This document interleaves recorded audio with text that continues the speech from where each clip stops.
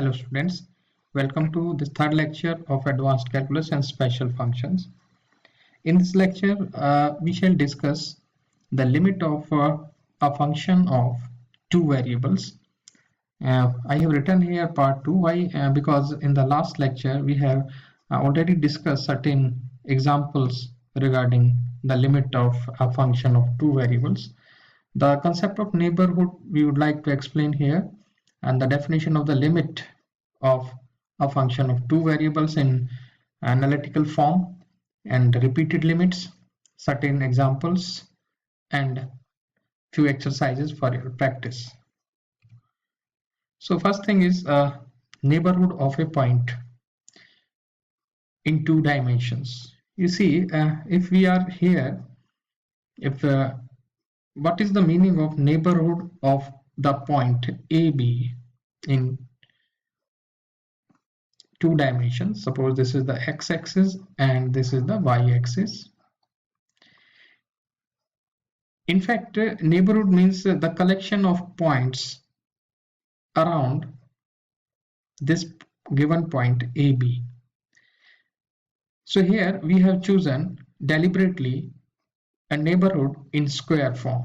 And how we can choose this neighborhood in square form? The shaded region, in fact. So if this is the point AB, if I drop the perpendicular here, so this is A. And if we drop the perpendicular on y-axis, this is B. If from this A, I go through the distance delta on left hand side and through the distance delta on right hand side, so this point becomes A plus delta, the value of the coordinate here, and this is A minus delta, exactly in the same manner.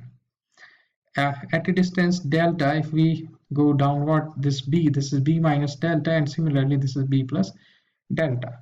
So in fact, the length of this square is 2 delta, 2 times delta, 2 times delta. So this is a square neighborhood of this point AB. In fact, if we have any point x1, y1 in this shaded region, then what does it mean? You will see that if I drop the perpendicular from this point x1, what will happen? You just visualize the situation. Just visualize the situation. I'm going to drop the perpendicular here from point this one. We are having that this point is x1, y1. So if I drop the perpendicular from this x1 downward, then this is x1, and on y-axis if I drop the perpendicular like this, and this point is definitely it's going to be point y1. So you can see this point y1 lying in this interval b minus delta to b plus delta, and exactly in the same manner you can say the point x1 is lying in the interval a minus delta to a plus delta. So here I can say that this x1, I can say that here x1 lies, this x1 lies in the interval a minus delta to a plus delta, and similarly this y1 lies in the interval b plus delta to b minus delta. Delta is the real number greater than 0. So now in the very first lecture, in fact, I have already told you the meaning of this type of inequality. What is the meaning of this type of inequality? You can say it means that x1 minus a less than delta, the meaning of this. And meaning of this inequality is y1 minus b is less than delta. So if we want to write the neighborhood, square neighborhood of this point AB, then we can say that this x1 minus a should be less than delta, and y1 minus b should be less than delta, where delta is an arbitrary number greater than 0. So writing these two inequalities. Writing these two inequalities means geometrically this type of shaded region and a square. Basically, if we are writing this, then this is the collection of all such points which lies in this shaded region. Just go on changing the value of this point x1 y1. If I write here x2 y2, then exactly the same situation will occur here. You will write here x2 y2. So in fact, x1 y1 are the arbitrary uh, points, and these are variable within this square shaded region. So this shaded square region is representing the neighborhood or the square neighborhood of this given point AB in 2 dimensions.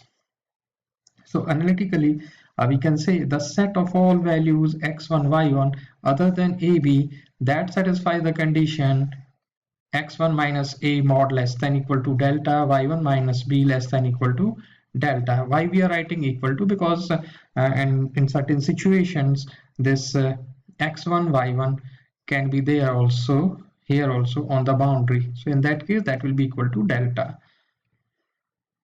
So where delta is an arbitrary small positive number and is said to form a neighborhood of the point AB, and in this case, as I have already explained, that it is a square neighborhood with squares with side equal to 2 delta.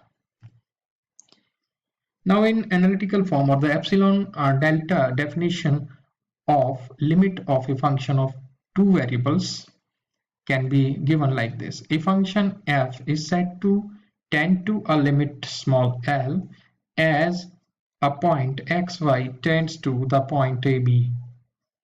If to every arbitrary small positive number epsilon, this is epsilon, there corresponds a positive number delta such that fxy minus L mod less than epsilon whenever x minus a mod less than equal to delta, y minus b mod less than equal to delta.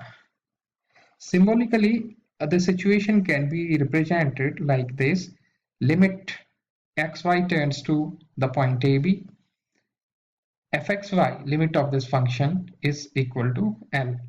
The whole thing is equivalent to this. And when we solve the numericals, this limit is also known as simultaneous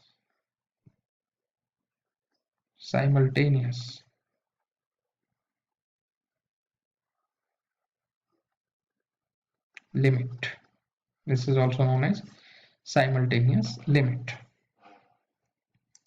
So what does it mean? It means that if you are having this coordinate system x, y and z, as I told you, when we are talking about a function of two variables f of x, y, in fact it is a surface maybe of this sort, means this is a surface in 3 dimensions. And let point AB is here. Now basically the situation given here in the neighborhood, this is now on this downside. This is the plane xy plane here, and point is here. And when xy, some point xy is approaching this point, as I already explained in the last lecture, that this point xy can approach this point AB along so many paths, maybe like this way or this way, but limit exists if the value of the function comes out to be same along all the paths.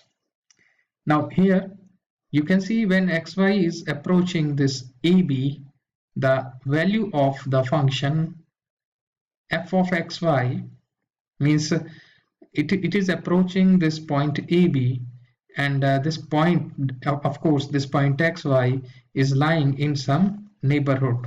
This may be some square neighborhood here, as explained, because the meaning of these is a square neighborhood. Whenever this point AB is approached within this by any point within this square neighborhood, then the value of function this, because this surface is represented by the function fxy, then the value of function must lie in this neighborhood. That means value of function must lie in L minus epsilon, L plus epsilon to L minus epsilon part, you can say. That means, in fact, this limit is of z. The value is along z-axis. This is L minus L plus epsilon, and in downside L minus epsilon. Somewhere here is L. So that is the situation. So it is exactly, definition is similar to the case of function of one variable, but here in function of one variable, the limits was approached either from left hand side or from right hand side. But here the limit can be approached from in any of the direction, and here curve is not the curve. In 2 dimensions it is a surface.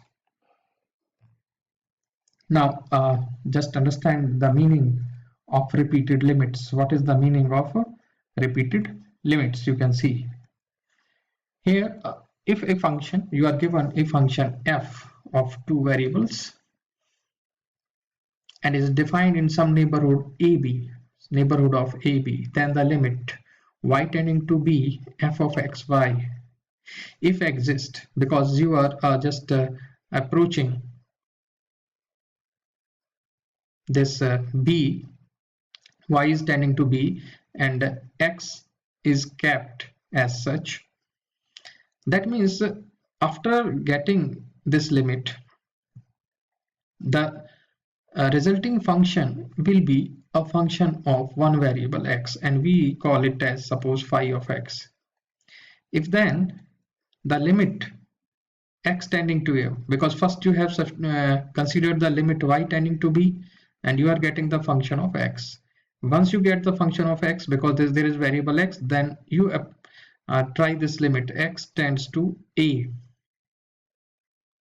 and then after substituting this limit, if limit exists, this point is important, if exist, in first case also as well as here also, and let this limit comes out to be equal to lambda, then you say that lambda is a repeated limit of f as y tending to b, because first you are considering the limit y tending to b, comma x tends to a, and symbolically it is written like this here.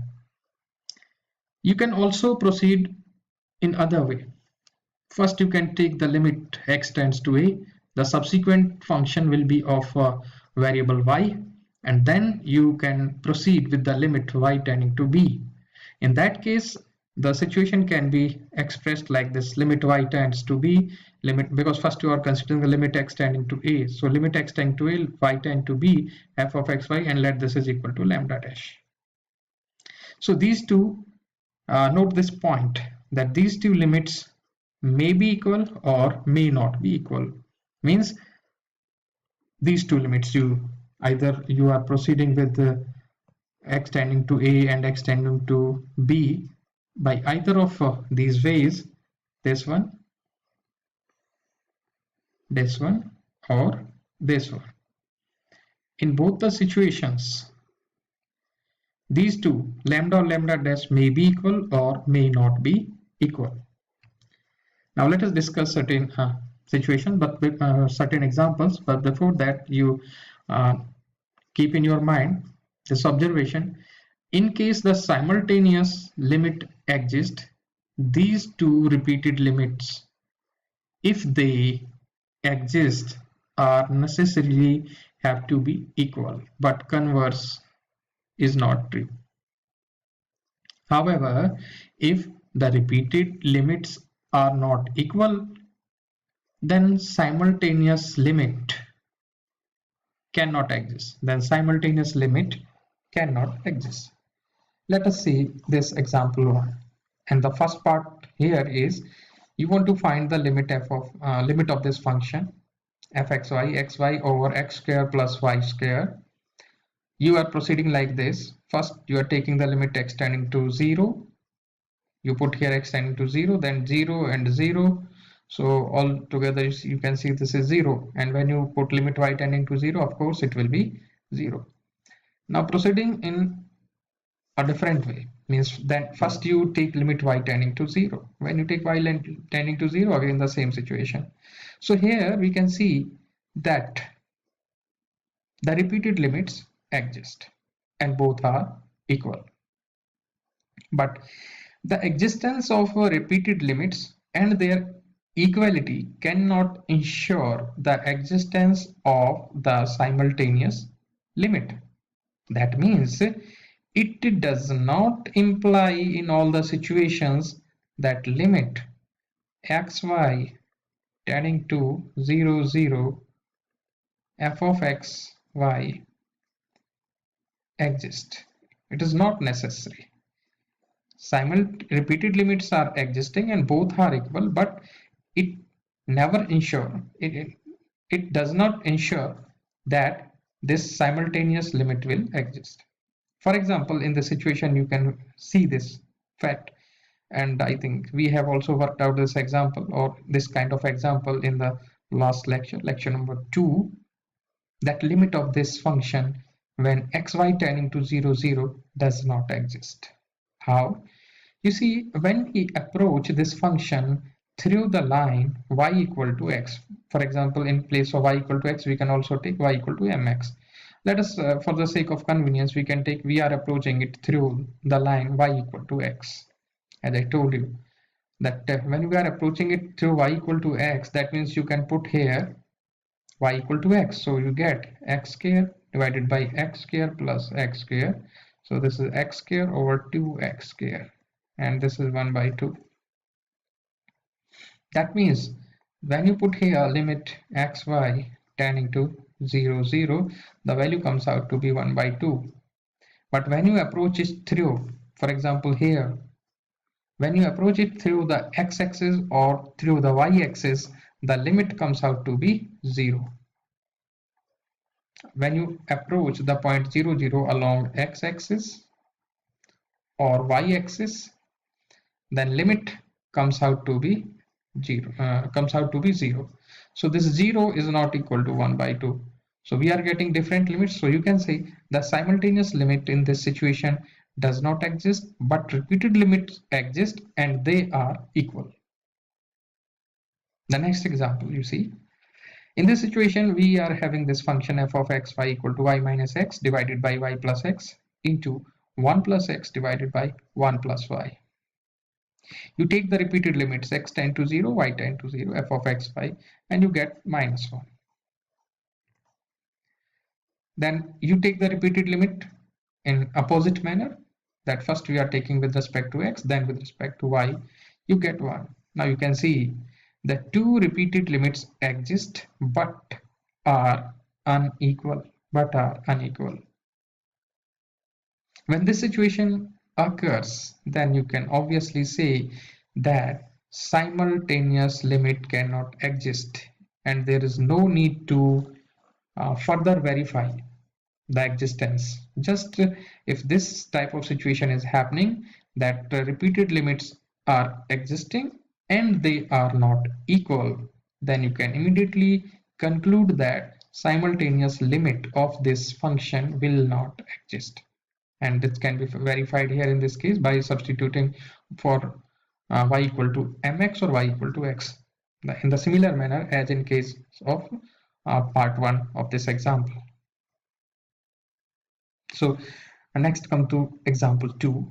Show that the limit exists at the origin for this particular function of two variables, but repeated limit do not exist. Repeated limit do not exist. Let us see.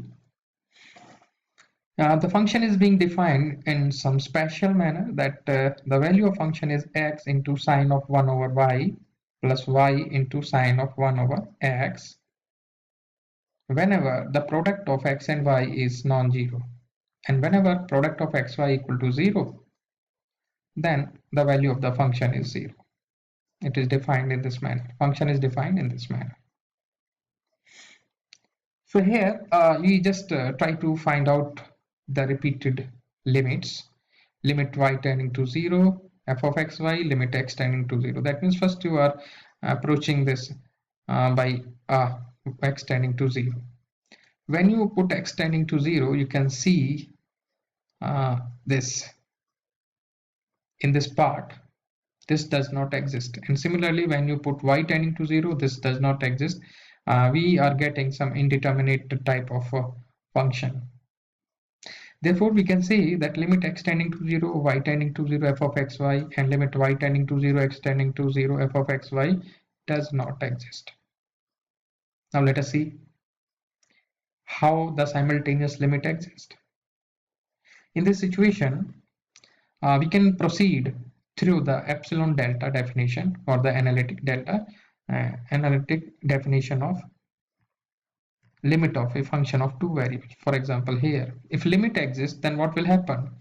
For given epsilon, arbitrary positive number epsilon, there corresponds a positive number delta such that f of xy minus L mod less than epsilon whenever this point AB occurs in the square neighborhood, or we can put it in this way. Let us see. Here we say that this is the function f of xy,